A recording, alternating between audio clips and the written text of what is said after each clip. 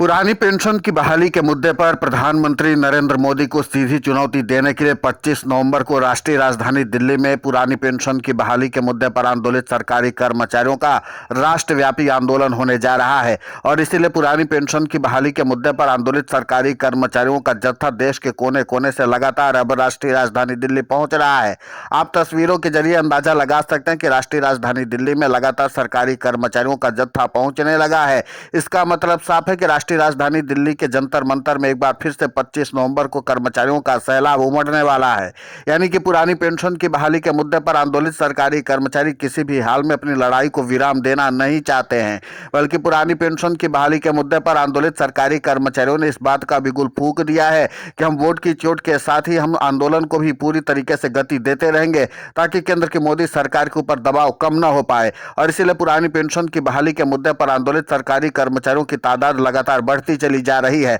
आपको बता दें कि राष्ट्रव्यापी तौर पर सरकारी कर्मचारियों का यह व्यापक आंदोलन केंद्र की नरेंद्र मोदी सरकार के लिए एक बार फिर से सिर दर्द साबित हो सकता है। आपको बता दें कि सबसे पहले 9 नवंबर को सरकारी कर्मचारियों ने बहुत व्यापक तौर पर आंदोलन करके सीधे तौर पर केंद्र की मोदी सरकार को बैकफुट पर ढकेल ही दिया था कि उसके बाद अब 25 नवंबर को एक बार फिर से राष्ट्रीय राजधानी दिल्ली के जंतर मंतर पर कर्मचारियों का उमड़ता यह सैलाब जाहिर सी बात है कि केंद्र की मोदी सरकार के लिए और भी मुश्किलें बढ़ा सकता है। तस्वीरों में देख करके आप साफ तौर पर अंदाजा लगा सकते हैं सरकारी कर्मचारी 2 दिन पहले से ही राष्ट्रीय राजधानी दिल्ली पहुंचना शुरू कर चुके हैं। यानी कि जाहिर सी बात है कि हर कोई अपने सड़क माध्यम से लेकर के रेल मार्ग से सीधे तौर पर राष्ट्रीय राजधानी दिल्ली की ओर आना चाहता है। और इसलिए पुरानी पेंशन की बहाली के मुद्दे पर आंदोलित सरकारी कर्मचारी 22 नवंबर से ही राष्ट्रीय राजधानी दिल्ली पहुंचना शुरू कर चुके हैं। 22 से लेकर के 23 और 24 तक में सरकारी कर्मचारियों का भारी जत्था जो है वो सीधे तौर पर पहुंच जाएगा। इसी के साथ सरकारी कर्मचारियों की बढ़ती तादाद इस बात का साफ तौर पर संकेत है कि पुरानी पेंशन की बहाली के मुद्दे पर सरकारी कर्मचारी अब कोई भी समझौता करने की स्थिति में नहीं है।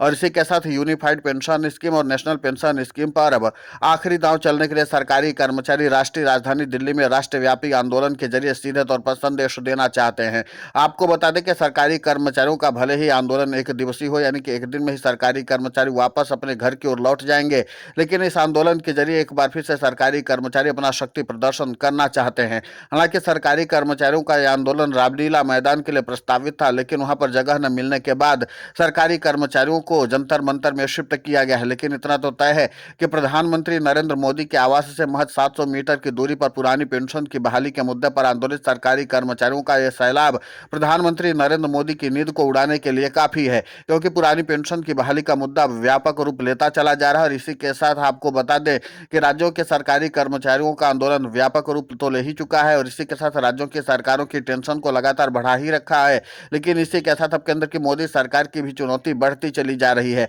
माना जा रहा है कि भले ही 3 राज्यों में सरकारी कर्मचारी सत्ता परिवर्तन करने में सफलता हासिल नहीं कर पाए, लेकिन इसके बावजूद भी पुरानी पेंशन की बहाली के मुद्दे पर आंदोलित सरकारी कर्मचारी अभी न वोट की चोट के जरिए सत्ता परिवर्तन करने के संकल्प को पीछे छोड़ा है और न ही अपने आंदोलन को पीछे छोड़ा है, बल्कि सीधे तौर पर केंद्र की मोदी सरकार को चुनौती देने में कोई कोताही नहीं बरत रहे हैं। और इसीलिए सरकारी कर्मचारियों का जो सैलाब है वो लगातार राष्ट्रीय राजधानी दिल्ली को उमड़ता हुआ दिखाई दे रहा है। अब ये पुरानी पेंशन की बहाली का मुद्दा केंद्र की मोदी सरकार के लिए गले की तो फांस बन ही गया है। लेकिन इसी के साथ अब देखना दिलचस्प होगा कि जो केंद्र की मोदी सरकार लगातार पुरानी पेंशन की बहाली के मुद्दे पर इस बात को दोहरा रही है कि पुरानी पेंशन का मुद्दा अब भूतकाल की बात हो चुकी है और अब पुरानी पेंशन की बहाली संभव नहीं है, तो दूसरी तरफ पुरानी पेंशन की बहाली के मुद्दे पर आंदोलित सरकारी कर्मचारी इस शक्ति प्रदर्शन के जरिए विपक्ष के नेताओं को अपनी ताकत दिखाना चाहते हैं। तो इसका मतलब साफ है कि पुरानी पेंशन की बहाली का मुद्दा एक बार फिर से अगर नवंबर के 25 तारीख को राष्ट्रीय राजधानी दिल्ली में एक बार फिर से जंतर मंतर पर गूंजेगा, तो फिर उसके बाद यह भी अंदाजा लगाया जा रहा है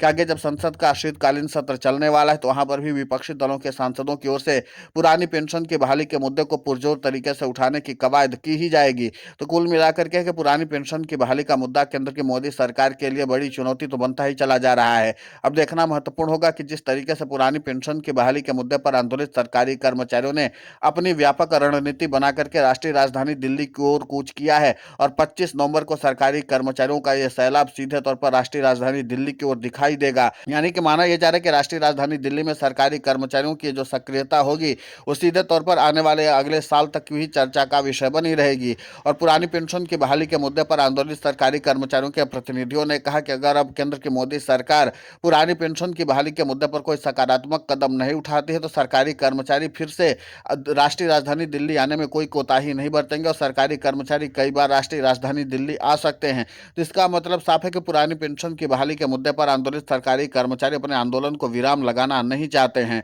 और सरकारी कर्मचारी इस आंदोलन के जरिए एक बार फिर से केंद्र की मोदी सरकार को न सिर्फ चुनौती देंगे बल्कि यूनिफाइड पेंशन स्कीम पर भी बट्टा लगाएंगे और इसी के साथ नेशनल पेंशन स्कीम को भी खत्म करने की मांग पर अब सरकारी कर्मचारी आगे बढ़ने में जुटे हुए हैं और इसीलिए सरकारी कर्मचारियों का यह सैलाब प्रधानमंत्री नरेंद्र मोदी के लिए गले की फांस बनने चला जा रहा है। और आपको बता दें कि पुरानी पेंशन की बहाली का मुद्दा प्रधानमंत्री नरेंद्र मोदी को सुलझाना सबसे अहम लगता है, क्योंकि अगर प्रधानमंत्री नरेंद्र मोदी पुरानी पेंशन की बहाली के मुद्दे को सुलझाएंगे नहीं तो सरकारी कर्मचारी लगातार दशकों से इस आंदोलन को चलाए हुए हैं, तो आगे भी सरकारी कर्मचारियों का यह आंदोलन चलता रहेगा। लेकिन इतना तो तय है कि बड़े राज्यों में भी अब सरकारी कर्मचारी पुरानी पेंशन की बहाली के मुद्दे को लेकर के और भी ज्यादा सक्रियता दिखाने वाले हैं, क्योंकि आगामी समय में बड़े राज्यों में भी विधानसभा चुनाव प्रस्तावित है। भले ही बिहार के विधानसभा चुनाव में सरकारी कर्मचारियों ने कम ही वोट के अंतर से ही लेकिन उनको असफलता हाथ लगी है, लेकिन सरकारी कर्मचारी अपने आंदोलन को रोकना नहीं चाहते हैं। आगे चल करके 2027 में ही सीधे तौर पर उत्तर प्रदेश का विधानसभा चुनाव है और यहाँ पर सरकारी कर्मचारी पुरानी पेंशन की बहाली के मुद्दे पर काफी आक्रामकता के साथ काम कर रहे हैं।